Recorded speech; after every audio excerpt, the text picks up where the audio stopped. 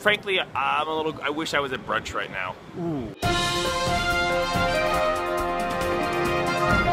Hello, Andrew. We're in front of the New York City Center to see Tales from Red Vienna, starring Nina Arianda, who we adored in everything she ever did. She's just a super talented young actor and a real delight to behold, and frankly is probably the only reason that we're seeing this show. Also, Michael Esper's in this. You remember him from The Lions. He was great in The Lions. What I'm saying is that the show itself does not sound particularly thrilling. It's about a woman whose husband dies and she goes to Red Vienna. What is Red Vienna? We're gonna find out. Like the Red Sea? We'll see you at intermission. First intermission of 2, and the trials and tribulations of a widow living in post-World War I Vienna doesn't seem like something that would be terribly thrilling to today's audiences. She's in mourning, and the show starts somberly enough, but then with the entrance of Mutsi, played by the tantalizing Tina Benko, the show kicks into high gear. You're just treated to a level of intrigue that I think you'd have to be married to a diplomat in another time to get any other way.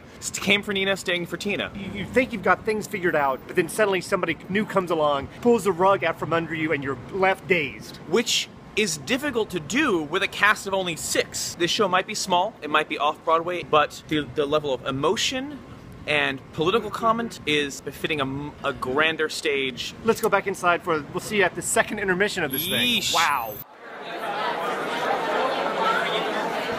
Okay, if Act 1 is a somber critique of the roles that society forces women to play, Act 2 is a 180 turn and might as well be entitled Viennese Booty Call. But then, at the very end of it, another 180, and we're back to a very serious play. It feels like a soap opera. One season of Dallas or one season of Dynasty. It's like a really classy soap opera, though. So far, our leading lady has had quite the time coming out of her mourning, and she's finally ready to rejoin life. To re-enter society. Yes, and as she's preparing to do this, a huge shoe drops, and I have no idea where this is going to go.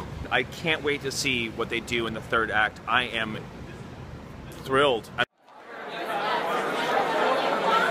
This was such a splendid surprise. Even though the conclusion in the third act may be inevitable, considering what's come before it, it's still unexpected and surprising.